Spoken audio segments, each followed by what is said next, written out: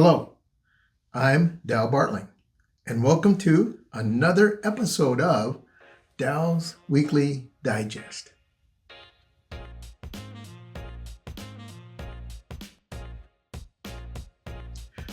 Over the years, I've held a lot of titles: husband, papa, brother, uncle, scoutmaster, brother Gideon, insurance guy, just to name a few. But one of the most surprising came with a handshake and a passport. They called me the associate of the ambassador. Now, before you picture me in a tuxedo with a driver named Pierre, this was something a little different. I was one of 4 people chosen to represent the United States of America and the great state of South Dakota. The representation was in the South American country of Suriname. That's right, Suriname. Did you ever notice how folks, they'll nod politely when you mention a place that they've never heard of, and then later they'll go look it up or Google it. It's tucked between Guyana and French Guiana. And before it became liberalized, before they got their liberation, it was called Dutch Guiana. Our mission was to share a little bit of South Dakota life, our financial and insurance industry, our community efforts, and something I was especially proud of: our youth programs, such as the Boys and Girls Clubs, the Girl Scouts, the Boy Scouts, all of those different programs, FFA, 4-H. Because when you invest in young people, you're not just shaping the future, you're shaping tomorrow's ambassadors. Now, the next year, a team from Suriname, they would come and visit us in South Dakota, and we'd host them and take them around the state of South Dakota. It was meant to be a true exchange. Not, well, here's how we do it, which is better. But let's learn from each other. A funny thing, wherever you go, there's someone thinking you are going to be better teacher, but really you end up being a better student. That trip didn't quite go as was planned and prepared for. And believe me, we prepared ahead of time. My luggage didn't make it till the last 3 days. Somewhere between Rapid City, South Dakota, and South America, my suitcase decided to go on its own diplomatic mission. Now, thankfully, I had casual clothes in my carry-on. But those clothes were nothing that you'd wear when you're about to meet foreign dignitaries and attend evening receptions. Did you ever notice your luggage only goes missing when you really, really need what's inside?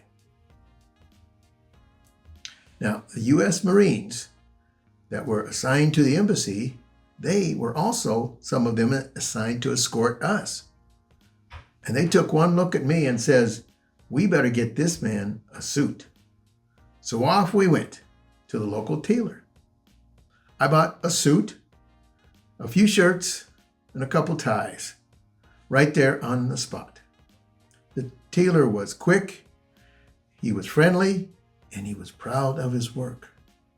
And I have to admit it, when I put it on, that locally made suit, I thought, well, I'm not just representing South Dakota.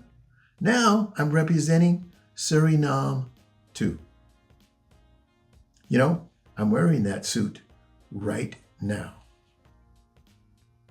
The next day, we went to the U.S. Embassy. We met with the U.S. Marines again, and they went through a certain protocol with us. We exchanged our money for local currency and sat down with the ambassador himself, John R. Ney. He swore us in, and each one he gave us a tag, a pin. This pin was an embassy pin, an official embassy pin, and we were to wear this pin wherever we went. Also, we were given some type of business cards, and these business cards we would keep, and then we would hand those out, and we were encouraged to give our own business cards at the same time.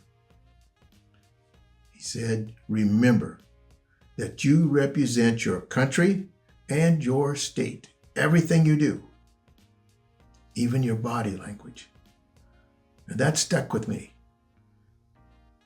Because whether you're halfway around the world or right at home in Rapid City, you're always representing someone, your family, your company, your community, your church. Do you ever notice how people remember how you act long after they forget what you said? As the saying goes, I pay more attention to what a person does than what they say. Very true.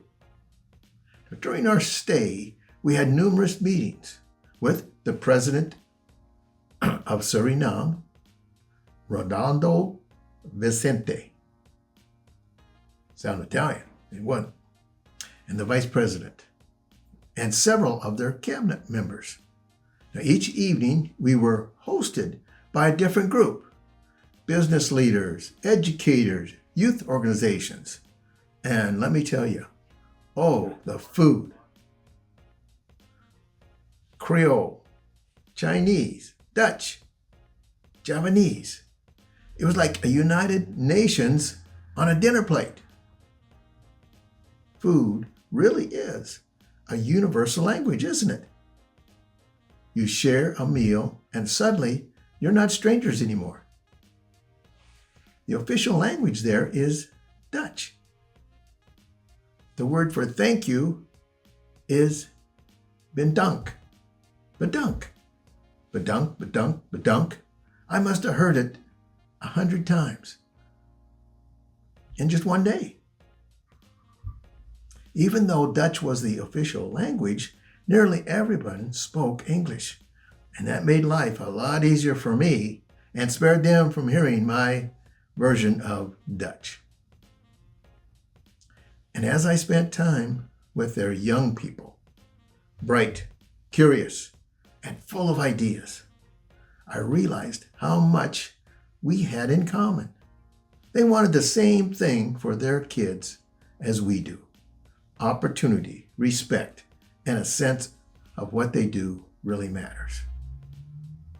I kept reminding myself, Dow, you're not here to impress.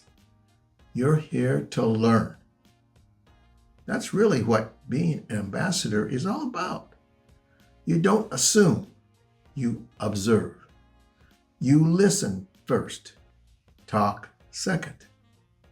You find common threads. So here's what I brought home. Wherever you go, you're representing someone. You're an ambassador for your family, your company, your state, your country. That's not a burden. That's an honor. And whether your suit came from home or a tailor halfway around the world, wear it proudly. Lesson 2. The best ambassadors and the best people are lifelong learners. They meet others with curiosity instead of judgment. When you listen first, especially with the young, you don't just build bridges, you build friendships and relationships that last. So this week, whether you're at work, mentoring a student, or just chatting with your neighbor, remember, you're somebody's ambassador. And like that U.S. ambassador, John R. Ney, said to us in Suriname, represent well.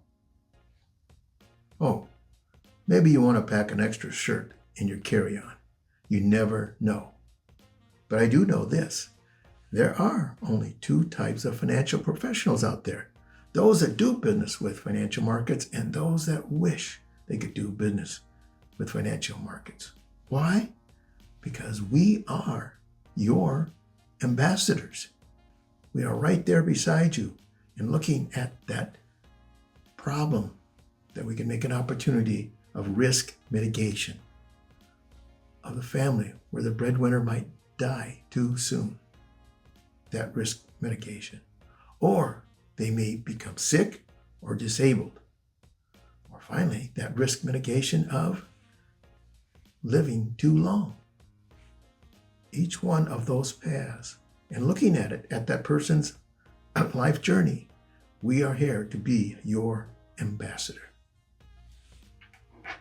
Just like I was for that country of Suriname. Indeed, what a very, very beautiful country it is. It very much is. As your ambassador, we do know this. There are only two types of financial professionals out there. Those that wish they could do business with financial markets, and those that do business with financial markets. And remember, blessed are they who ease the pain of misfortune, for they shall be called insurance agents. You take